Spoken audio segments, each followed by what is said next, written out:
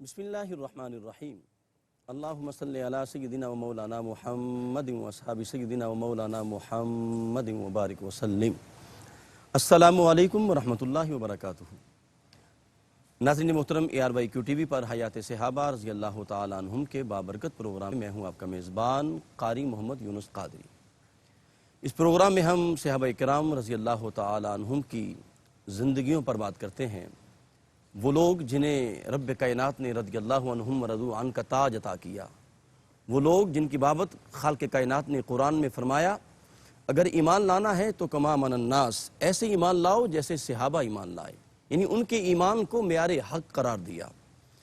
آج ہم جس عظیم صحابی رسول کا ذکر کرنے لگے ہیں وہ عظیم مجاہد ہیں، عظیم سپہ سالار ہیں، اور پھر کاتب وحی ہونے کا اعزاز بھی انہیں حاصل ہے، بہت سے اعزازات ان کے دامن میں ہیں، پھر السابقون الاولون کا تاج بھی رب کائنات نے ان کو عطا فرمایا، یعنی بالکل ابتدائی دور نبوت کے اندر وہ سرکار کی غلامی میں آئے، مصائب و علام کی چکی میں پسے اور مصائب و علام کے پہاڑ ان پر نازل ہوئے، لیکن وہ استقامت کا کوہ ہمالیہ بن کے کھڑے رہے۔ ان کی زندگی کا زیادہ تر حصہ جہاد کے اندر گزرا ہے۔ وہ عظیم صحابی رسول حضرت شرحبیل بن حسنہ رضی اللہ تعالی عنہ ہیں۔ اکثر احادیث کے اندر جب ان کا ذکر آتا ہے تو ان کے نام کے ساتھ کاتب رسول اللہ صلی اللہ علیہ وسلم کے الفاظ ملتے ہیں۔ سامعین محترم، ان کی عظمت کے حوالے سے میں ایک واقعہ سنانا چاہتا ہوں۔ کریم آقا علیہ السلام غزوہ خیبر جب بپا ہوا تو اس کے بعد سرکار دو عالم کی بارگاہ اقدس میں ایک بڑی مشہور صحابیہ حضرت شفا بنت عبداللہ رضی اللہ تعالی عنہا حضور کی بارگاہ میں آئیں اور کوئی اپنی ضرورت حاجت پیش کی اور کریم آقا علیہ السلام سے کچھ مانگا۔ کریم آقا کی بارگاہ میں کوئی بھی سائل آتا تو صحابہ کرم جود و سخا جھوم جھوم کے برستا تھا۔ ناظرین محترم، میرے آقا کے جود و سخا کے سامنے تیز آندیاں بھی مقابلہ نہیں کر سکتی تھی، لیکن حسن اتفاق ایسا ہوا کہ بظاہراً کریم آقا علیہ السلام کے پاس کچھ نہ تھا اور کریم آقا علیہ السلام نے معذرت چاہی، عذر پیش کیا۔ اسی دوران اذان ہوئی، میرے آقا کریم مسجد میں تشریف لے جاتے ہیں اور وہ صحابیہ قریب ہی اس کی بیٹی کا گھر تھا، وہ اپنی بیٹی کے گھر میں آ جاتی ہیں۔ اس نے گھر میں دیکھا کہ اس کا داماد جو ہے وہ لوگ مسجد میں جا رہے ہیں اور وہ گھر میں بیٹھا ہے، تو انہوں نے ملامت کی ان کو کہ تم نماز کے لیے نہیں جا رہے، اور ایک صحابی نماز کے لیے نہ جائے یہ بڑی انہونی بات ہے۔ تو اس نے کہا خالہ جان مجھے آپ ملامت نہ کریں، اصل میں بات یہ ہے میرے پاس ایک ہی قمیض ایک ہی کرتا تھا، اس پر کئی پیوند لگے ہوئے ہیں، لیکن وہ بھی کریم آقا علیہ السلام نے عاریتاً مجھ سے لے لیا ہے۔ اللہ اکبر۔ سرکار دو عالم نے کہا میرے پاس کچھ نہیں ہے، قمیض کرتا نہیں ہے، تو کہا وہ میں نے سرکار دو عالم کو دے دی ہے، اب میرے پاس صرف تہبند ہے، تو اگر میں اسی طرح مسجد میں جاتا ہوں تو مجھے حیا آتی ہے، جب لوگ پوچھیں گے تیری قمیض کدھر ہے تو کیا میں لوگوں کو یہ بتاتا پھروں کہ میں نے سرکار دو عالم کو قمیض دے دی ہے، تو مجھے حیا آتی ہے، اس لیے میں گھر میں بیٹھا ہوں۔ تو وہ صحابیہ بڑی پریشان ہوئی، وہ کہتی میں تو سرکار کو بار بار اصرار کرتی رہی کہ مجھے کچھ عطا کریں، مجھے کچھ عطا کریں، لیکن کریم آقا علیہ السلام اس حال میں تھے۔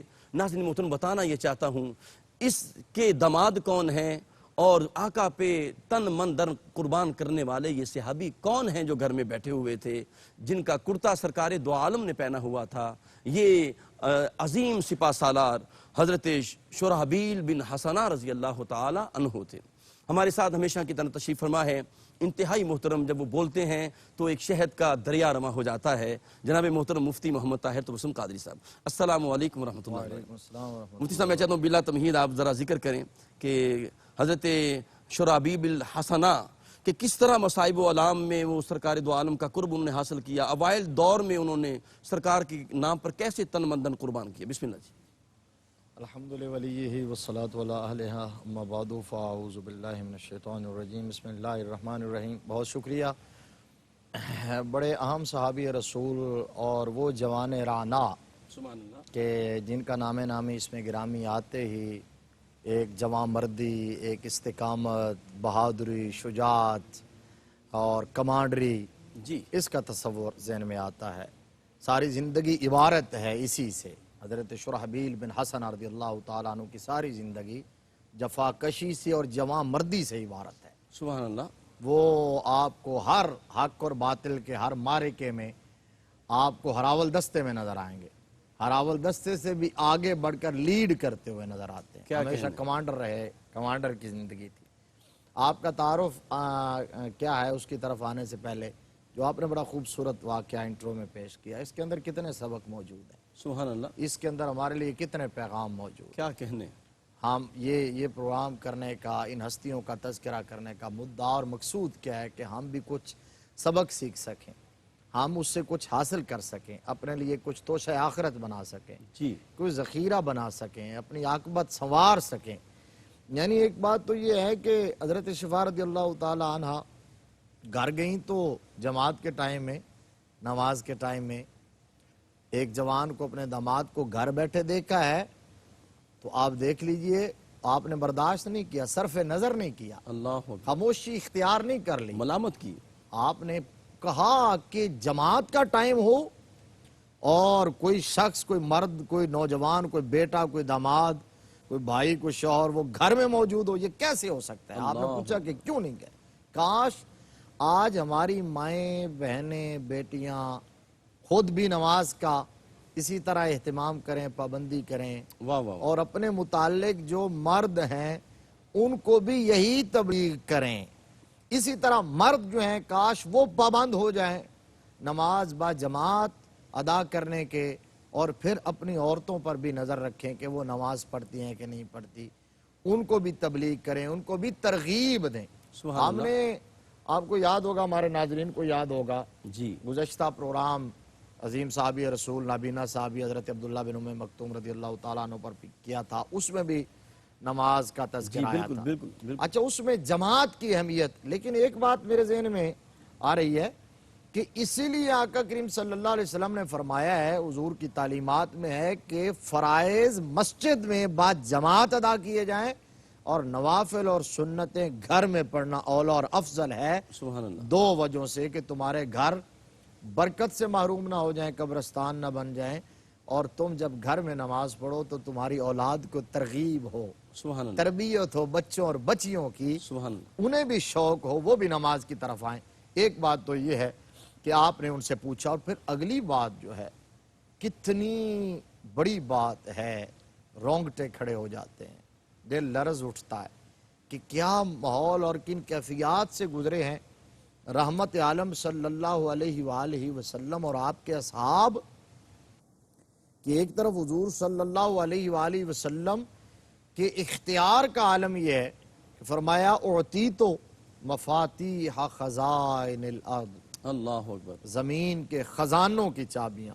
خزائن الارض جمع کی اضافت استغراق کا فائدہ دیتی ہے, مطلب اللہ نے زمین میں جتنے خزانے رکھے ہیں ان کی چابیاں میرے ہاتھ میں رکھ دی ہیں. سبحان اللہ, تو اتنے خزانے ہونے کے باوجود میرے آقا کریم صلی اللہ علیہ وسلم کی حیات طیبہ اور سادگی, سبحان اللہ, قناعت پسندی, واہ واہ, توکل علی اللہ, فقر اختیاری, اس کا عالم یہ ہے کہ آپ کرتا مبارک اور قمیص مبارک بھی اپنے غلام سے مانگ کر پہنے ہوئے. اللہ اکبر. اچھا مفتی صاحب, مانگ میں کے عرض کروں پہنے یہاں ایک بات کہ یہ واقعہ مدینہ پاک کا ہے, جی جی یہ مکی دور نہیں ہے مصائب و علام کا, یہ تو بہار کا موسم ہے, جی جی, لیکن پھر بھی اپنے پاس کچھ نہیں ہے. یہی بات, بالکل بالکل وہ دور کے جس دور میں فتوحات بھی تھی, جی, مال غنیمت کے ڈھیر بھی لگ رہے تھے, اللہ اکبر, جس دور کے اندر اللہ تبارک و تعالی نے اسلام کو شوکت بھی عطا فرما دی تھی اور اسلامی ریاست بھی قائم ہو چکی تھی, اس اسلامی ریاست کے والی ہے رحمت عالم صلی اللہ علیہ وآلہ وسلم. لیکن اس کے باوجود, اس لیے تو بار بار لفظ میں یہ کہہ رہا ہوں نا کہ فقر اختیاری تھا. واہ واہ واہ, یعنی فرماتے ہیں کہ اگر چاہوں تو احد سونے کا بن جائے میرے لیے, پہاڑ سونے کے بن جائیں, اور حضور صلی اللہ علیہ وسلم ہاتھ بلند کریں تو جنت میں پہنچ جائے. فرمایا دل چاہ رہا تھا جنت کا پھل توڑ کے تمہارے سامنے رکھ دوں. جو جنت کا پھل توڑ کے صحابہ کے لیے لا سکیں, ان کے گھر میں کئی کئی دن چولہا نہ جلے. اللہ اکبر, اللہ, یہ ہے کہ آقا کریم صلی اللہ علیہ وسلم نے, اس کے اندر کیا پیغام ہے کہ آخرت کو ترجیح دی ہے. بے شک بے شک, آپ نے عقبہ کو ترجیح دیا, اخروی زندگی کو. دنیا جو ہے یہ مومن کے لیے قید خانہ ہے، کافر کے لیے جنت ہے۔ اللہ اکبر۔ تو آقا کریم صلی اللہ علیہ وسلم نے میرے غلاموں کو بھی یہی ترغیب اور تعلیم تو دی۔ یہ السابقون الاولون کا تاج آپ کو عطا ہوا حضرت شرحبیل بن حسنہ کو۔ اس اب پہ میں آپ کا چاہتا ایک تو یہ تعارف آپ کا ہوں جی کہ آپ کا اس میں گرامی تو آ گیا، اور آپ کے والد ماجد کا نام حضرت عبداللہ بن مطع بن عبداللہ، امام ابن اسیر نے یہ لکھا ہے، اور اسد الغابہ کے مطابق عبداللہ بن عامر بن مطع، یعنی آپ کے والد ماجد کا نام عبداللہ ہے، لیکن جو ہے آگے سند کے اندر تھوڑا سا اختلاف ہے۔ اچھا، آپ کے والد ماجد کم سنی میں ہی دنیا سے پردہ کر گئے، فوت ہو گئے، صحیح، آپ سایہ پدری سے محروم باپ کے سایہ شفقت سے محروم ہو گئے۔ آپ کی والدہ ماجدہ نے ایک دوسری جگہ عقد نکاح کیا، وہ سفیان بن معمر سے شادی کی، اور پھر اس کے بعد آپ مکہ میں شفٹ ہوئے، باہر سے آئے تھے۔ تو وہ جو پچھلی زندگی تھی، آپ کا خاندان، آپ کے والد، اس حوالے سے لوگوں کو، مکہ والوں کو کچھ معلوم نہ تھا۔ صحیح، تو یہی وجہ ہے کہ آپ کو آپ کی والدہ ماجدہ کے نام سے ہی یاد کیا جاتا تھا، حسنہ۔ سبحان آپ کی اللہ۔ والدہ ماجدہ کا نام حسنہ تھا، تو آپ شرحبیل بن حسنہ مشہور ہوئے۔ والد کا نام ہی کسی کو یاد نہ تھا، نہ آپ کا سب نسب پہ کبھی کسی نے بات کی، ماں کے نام سے۔ اور اس نے اتفاق یہ ہے کہ ہم نے گزشتہ پروگرام جس صحابی رسول پر کیا، وہ بھی اپنے ماں کے نام سے مشہور ہوئے تھے، جی بالکل ابن ام مکتوم، ایسے ہی۔ اور آپ بھی اپنی ماں کے نام سے بن حسنہ، شرحبیل بن حسنہ۔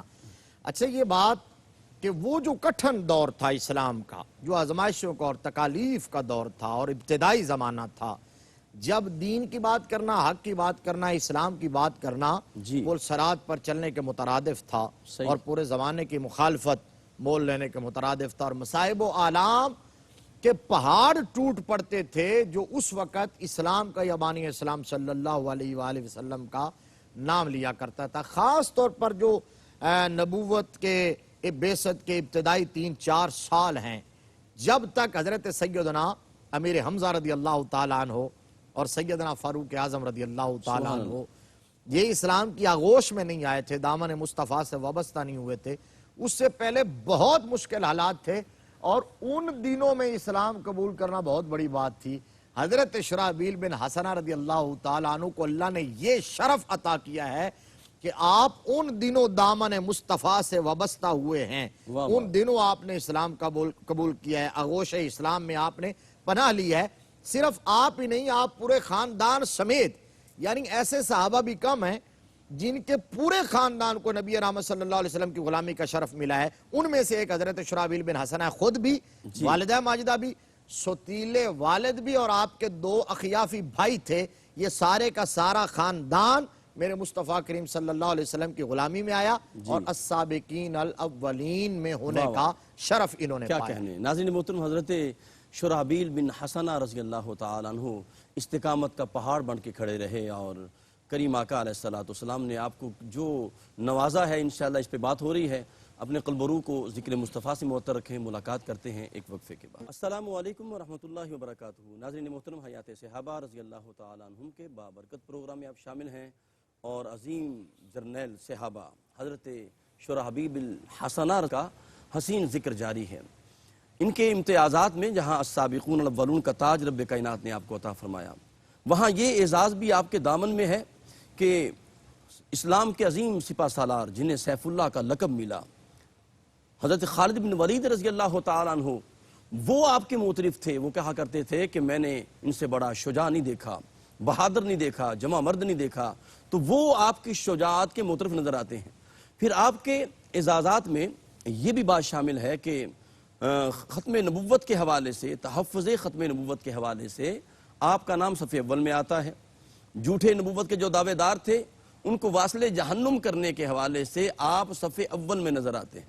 مفتی صاحب، آپ فرما رہے تھے کہ آپ کا جو پہلا دور ہے وہ بڑا مصائب و آلام کا دور تھا، اور یہ تو بات سچی ہے کہ ستیزہ کار رہا ہے ازل سے تا امروز، چراغ مصطفی سے شرار بولہبی۔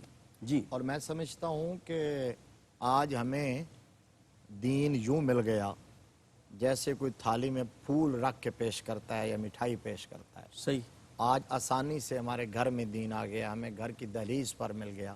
شاید اس لیے ہمیں اس دین کی اور حق کی اور اس چیز کی اتنی اہمیت کا ادراک اور احساس نہیں ہے، ان لوگوں سے پوچھئے جنہوں نے اس دین اسلام کے لیے اللہ نشتر لگوائے ہیں، جنہوں نے تیر کھائے ہیں، جنہوں نے نیزے سہے ہیں، جنہوں نے اپنے بچے ذبح کروائے ہیں، جنہوں نے چھپ چھپ کے عبادتیں کی ہیں، اور پھر جنہوں نے وطن چھوڑا ہے۔ بلکہ مفتی صاحب وہ آیت ہی پڑھنے فالذین ہاجروا جی واخرجوا، بے شک یہ اللہ تبارک و تعالیٰ نے اس لیے فرمایا فالذین ہاجروا واخرجوا واوذوا فی سبیلی اللہ اکبر، لأکفرن عنہم سیئاتہم ولأدخلنہم جنات تجری من تحتہا الانہار۔ واہ واہ واہ، اللہ نے فرمایا ہے وہ لوگ سبحان اللہ، جنہوں نے جو ایمان لائے فالذین ہاجروا واخرجوا من دیارہم جی واوذوا فی سبیلی، ہجرت کی ہے جنہوں نے، اور جو میری راہ میں ستائے گئے ہیں، اللہ اکبر، اذیت دیے گئے ہیں، اور جو گھروں سے نکالے گئے ہیں جنہیں میری راہ میں اذیت دی گئی ہے، تو اللہ تبارک و تعالیٰ فرماتا ہے کہ میں نے ان کی سیئات کو معاف کر دیا ہے۔ واہ واہ واہ، اب یہ بات کہ اذیت دین اسلام کی راہ میں جتنی حضرت شرحبیل بن حسنہ رضی اللہ تعالی عنہ نے، یعنی وہ صحابہ جو بہت زیادہ ستائے گئے، جن کو بہت زیادہ تکالیف، اور پھر جو ڈٹ کر حق کے لیے کھڑے بھی ہو جاتے تھے۔ اسلام کے ابتدائی دور میں ہم جس طرح بات کر رہے ہیں کہ چھپ کے عبادت کیا کرتے تھے صحابہ، کبھی کسی گھاٹی میں کبھی کسی جگہ، تو جو چھپ چھپ کے حضور کے ساتھ چند نفوس قدسیہ جی حضور کی امامت میں نماز پڑھا کرتے تھے، ان کے اندر ایک حضرت شرحبیل بن حسنہ بھی ہوتے تھے۔ سبحان اللہ، ایسے ہی ایک موقع کا بڑا حسین واقعہ ہے کہ ایک گھاٹی میں آپ ایک جگہ ایک دامن کوہ میں پناہ لے کے عبادت کر رہے تھے کہ مشرکین کی ایک ٹولی آ گئی وہاں، انہیں پتہ چلا کہ یہ مسلمان جو ہے ایک نیا دین انہوں نے اختیار کر لیا ہے، اور ہمارے بتوں کو، ہمارے خداؤں کو برا بھلا کہتے ہیں، ہمارے دین کو باطل کہتے ہیں، ہماری پوری تاریخ کو جھٹلا رہے ہیں۔ تو وہ آ گئے اور انہوں نے جو ہے اذیتوں کے پہاڑ توڑ دیے، وہ ٹوٹ پڑے، اور ان کے اندر حضرت شرحبیل بن حسنہ بھی تھے، صحیح، اور عظیم کمانڈر، عظیم فاتح حضرت سعد بن ابی وقاص رضی اللہ تعالیٰ عنہ جو عشرہ مبشرہ میں سبحان ہیں، اللہ، وہ بھی تھے۔ تو بالآخر جب وہ اذیتیں دے رہے تھے ان مٹھی بھر نفوس قدسیہ کو، ان متلاشیان حق کو، اور جو اللہ تبارک و تعالی اور اس کے محبوب صلی اللہ تعالی علیہ وآلہ وسلم کے راہ پر چل رہے تھے، اس کی رضا کا کام کر رہے تھے، تو جب وہ اذیتیں دے رہے تو حضرت سعد بن ابی وقاص رضی اللہ تعالیٰ عنہ جوش میں آئے، ایک ہڈی ہاتھ میں آئی، ایک مشرک کے آپ نے سر میں دے ماری، اس کا سر پھٹ گیا۔ اتنے میں دوسرے مسلمان بھی پرجوش ہو گئے، سٹینڈ لے گئے، کھڑے ہوئے، استقامت اور ہمت دکھائی، تو مشرکین بھاگ گئے۔ جب یہ واقعہ نبی رحمت صلی اللہ علیہ وسلم کے سامنے آیا، پھر حضور صلی اللہ علیہ وسلم نے فرمایا کہ اب اس کے لیے کوئی راستہ اختیار کرنا چاہیے، کوئی چارہ کرنا چاہیے۔ پھر ان لمحات میں، ان ماحول میں جب حضور سوچ رہے تھے کہ کوئی ایسی جگہ ہو جہاں ہم اپنی مرضی سے بیٹھ کے حق کی باتیں کر سکیں، اور اپنے منشا کے مطابق ہم عبادت کر سکیں، کوئی روکنے والا نہ ہو، ٹوکنے والا نہ ہو، کوئی خوف و خطر نہ ہو، تو پھر ایک صحابی رسول آئے تھے، وہ بھی 17 یا 18 سال کے جوان تھے، اور وہ بھی ابتدان مسلمان ہو چکے تھے۔ ہم کوشش کریں گے اگلا پروگرام ان پر کریں۔ جی حضرت ارکم بن ارکم، ماشاءاللہ، حضرت ارکم بن ارکم مخزومی رضی اللہ تعالیٰ عنہ، تو انہوں نے عرض کیا آقا دامن صفا کے اندر میرا ایک گھر ہے جو بڑا وسیع ہے، اللہ نے مجھے عطا کیا ہے، وہ میں آپ کی نظر کرتا ہوں۔ سبحان تو اللہ، حضور صلی اللہ علیہ وسلم اپنے صحابہ سمیت وہاں شفٹ ہو گئے، وہاں حضور کی مجلس لگتی، اس ٹیم کا حصہ بھی حضرت شرحبیل بن حسنہ رضی اللہ تعالیٰ عنہ تھے۔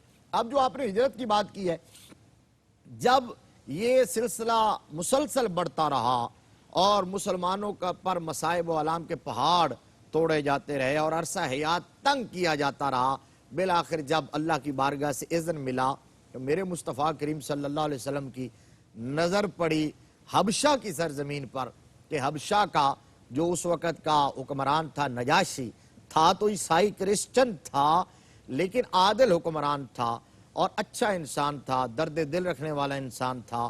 میرے مصطفیٰ کریم صلی اللہ علیہ وآلہ وسلم کے حوالے سے اس سے بہت ساری خدمات لی جانی تھیں سبحان اللہ، مسلمانوں کے حوالے سے، تو میرے آقا کی نظر انتخاب پڑی، تو حضور صلی اللہ تعالیٰ علیہ وآلہ وسلم نے صحابہ اکرام کو ہجرت کا حکم دیا۔ جی تو اس وقت صحابہ اکرام رضوان اللہ تعالی علیہم کی جماعت ایک جو ہجرت کر کے گئی جس کے اندر تقریباً 11 مرد اور 4 عورتیں شامل تھیں، وہ ہجرت کر کے ایک جماعت گئی، پھر دوسری جماعت کو اجازت ملی، اذن ملا، حکم ملا، وہ جو جماعت جو ہجرت کر کے گئی تھی اس کے اندر 80 مرد اور 17 یا 18 عورتیں شامل تھیں، اس کے اندر حضرت شرحبیل بن حسنہ رضی اللہ تعالیٰ عنہ اپنے پورے خاندان سمیت شامل تھے۔ سبحان اللہ۔ تو مطلب یہ ہے کہ یہ پورا خاندان مسلمان بھی ہوا اور پورے خاندان نے راہ خدا میں ہجرت کا شرف بھی پایا ہے۔ سبحان اللہ۔ اور جس طرح آپ نے بات کہی تھی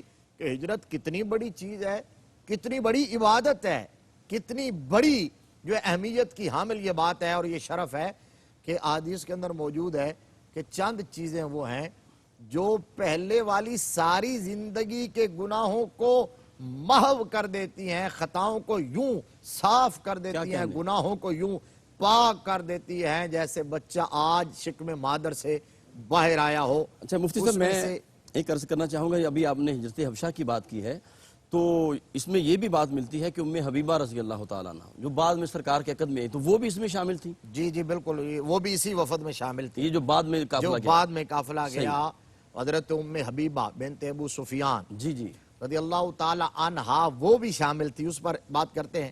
تو حضور صلی اللہ علیہ وسلم نے فرمایا ایک اسلام، صحیح، ایک توبہ، ایک ہجرت۔ صحیح، جو مسلمان ہو گیا پہلی زندگی کی جتنے بھی گناہ اور سیاہ کاریاں ہوں اسلام لاتے ہی وہ سب معاف۔ اللہ اکبر۔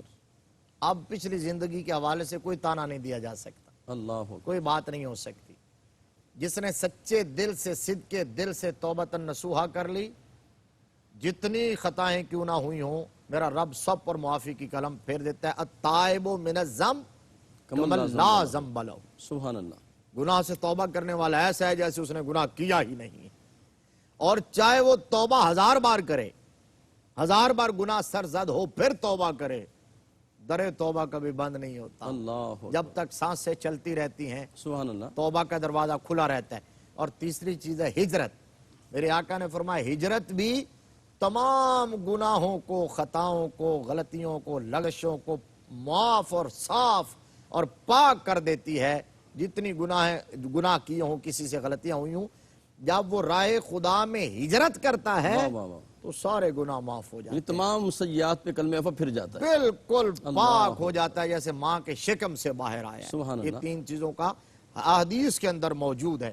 اب آپ کو ہجرت کا شرف، جب وہاں گئے اور 13 سال تک آپ حبشہ میں رہے، اللہ 13 سال تک آپ حبشہ میں رہے، آپ کی زندگی کا زیادہ حصہ جو صحیح جوانی کا دور تھا وہ وہاں گزرا، اور پھر آپ حضور صلی اللہ تعالیٰ علیہ وآلہ وسلم کے ظاہری حیات کے آخری ایام میں تشریف لائے۔ جو آپ نے بات کہی وہیں حضرت ام حبیبہ رضی اللہ تعالی عنہا تشریف فرما تھی، ہجرت کر کے گئی ہوئی تھی، اور ان کے شوہر بھی ساتھ تھے عبید اللہ بن جہش، وہ بھی ساتھ تھے، لیکن بدقسمتی سے وہ وہاں جا کے اسلام سے پھر گئے، مرتد ہو گئے، عیسائی ہو گئے، شراب نوشی کے عادی ہو گئے، نشے میں دھوت رہنے لگے۔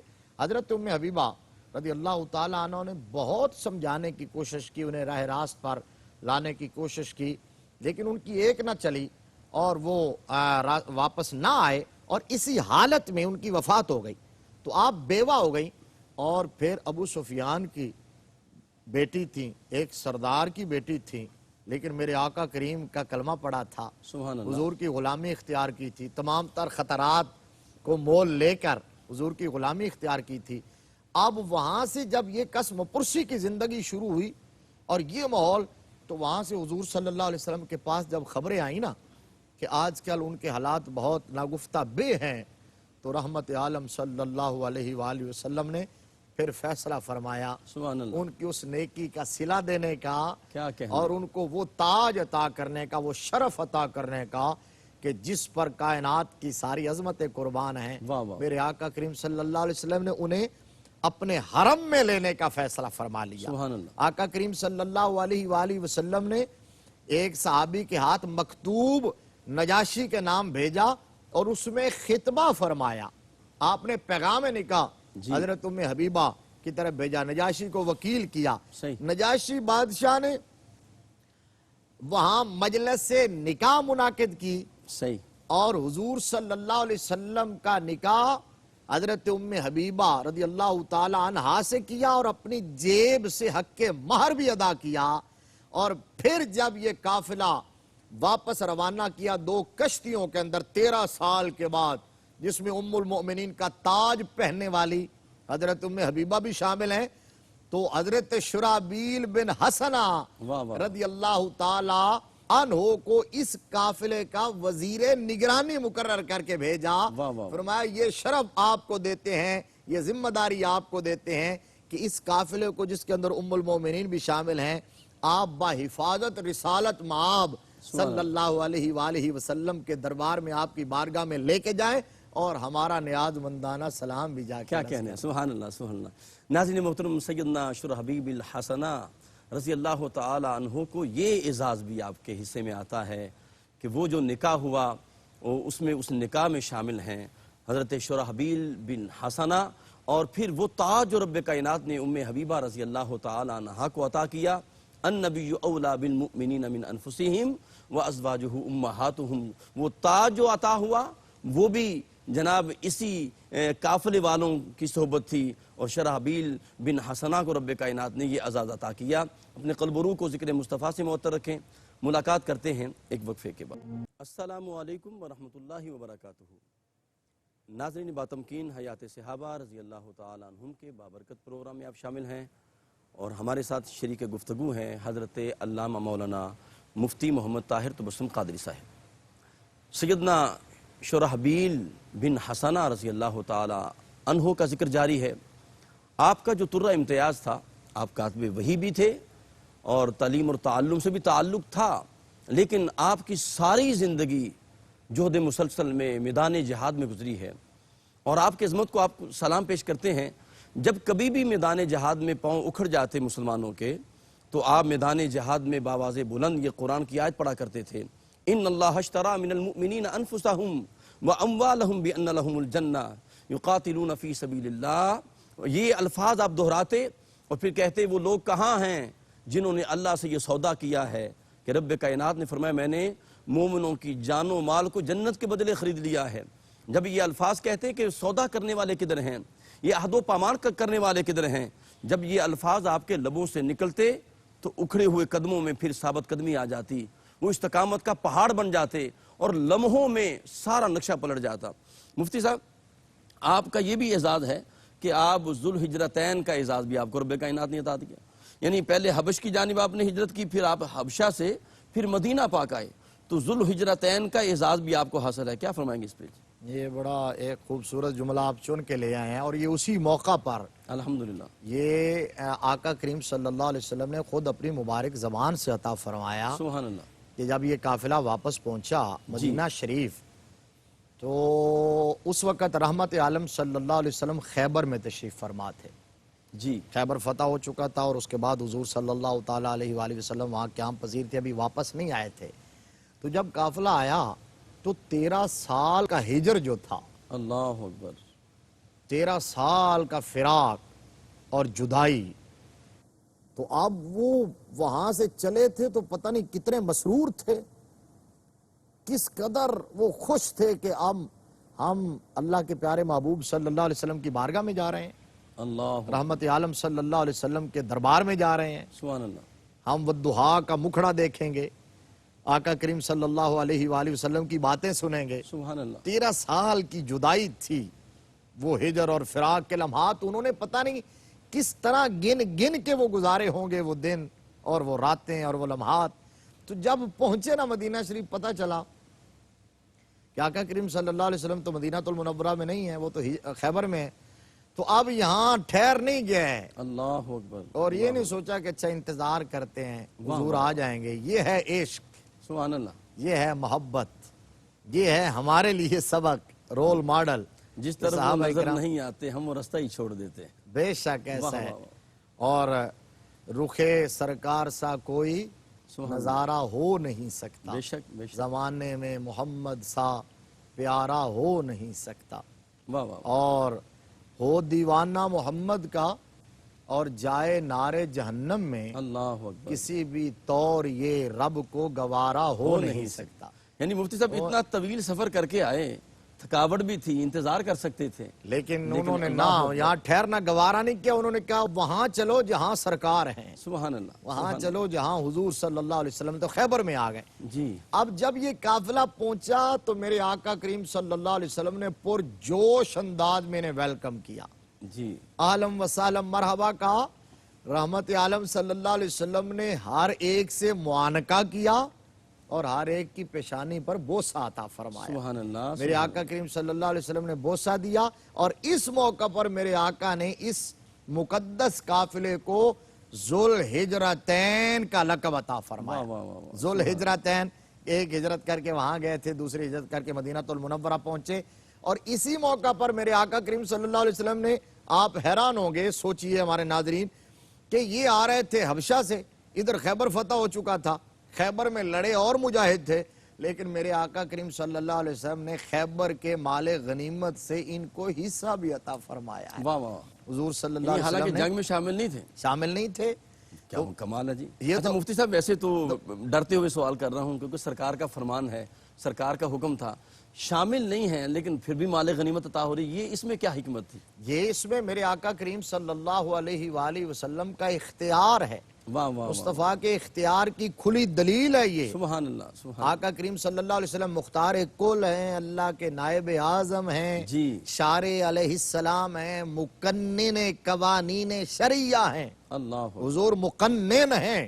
صحیح، باقی دنیا جہاں کے سارے مفتی علماء وہ قانون شریعت بتانے والے ہیں، میرے مصطفیٰ قانون شریعت بنانے والے ہیں۔ واہ واہ، حضور صلی اللہ علیہ وسلم کا اختیار چھلک رہا ہے، وگرنہ کوئی اعتراض کرتا کہ جی یہ تو شامل نہیں ہوئے، جب شامل ہوئے تو خیبر کے اموال غنیمت میں سے ان کو حصہ کیسے دیا جا سکتا ہے؟ اس کی ایک اور نظیر بھی ہے کہ بدر کے اندر حضرت عثمان غنی رضی اللہ تعالیٰ عنہ نہیں جا سکے تھے، جی ہمارے ناظرین جانتے ہیں، وہ حضور صلی اللہ علیہ وسلم کی شہزادی اور اپنی زوجہ محترمہ کی تیمارداری میں مصروف تھے، یہاں موجود تھے، لیکن آقا کریم صلی اللہ علیہ وآلہ وسلم نے نہ صرف حضرت عثمان غنی کو بدر کے مال غنیمت سے حصہ عطا فرمایا بلکہ اصحاب بدر میں بھی شمار فرمایا ہے۔ کیا کہنے، فرمایا بدری صحابہ کی فہرست جب بنے گی تو میرے عثمان کا نام بھی اس میں آئے گا۔ اب وہ خاندان رسول اور حضور صلی اللہ علیہ وسلم کی بنت، ان کی تیمارداری، بیمار پرسی اور خدمت میں مصروف ہیں، تو یہ شرف مل رہا ہے اصحاب بدر میں، جن کے بارے میں آقا نے فرمایا اعملوا ما شئتم، بے شک، فرمایا آپ جو مرضی کرو، تمہارے اوپر کوئی گرفت نہیں ہے، وہ بدری صحابہ۔ کہنے، سبحان اللہ۔ ناظرین محترم، عظیم سپہ سالار کا ذکر کر رہے تھے حضرت شرحبیل بن حسنہ رضی اللہ تعالیٰ عنہ، جن کو رب کائنات نے عظیم تاج عطا فرمائے، السابقون الاولون کا تاج دیا، ذوالحجرتین کا تاج عطا کیا، کاتب وحی ہونے کا اعزاز عطا فرمایا، پھر عظیم مجاہد تھے۔ کریم آقا علیہ السلام نے ہمیشہ انہیں صف اول کے اندر کریم آقا علیہ السلام نے بھیجا، اور ہر میدان میں رب کائنات نے انہیں کامیابی عطا فرمائی۔ اپنے میزبان قاری محمد یونس قادری کو اجازت دیجیے۔ السلام علیکم ورحمۃ اللہ وبرکاتہ۔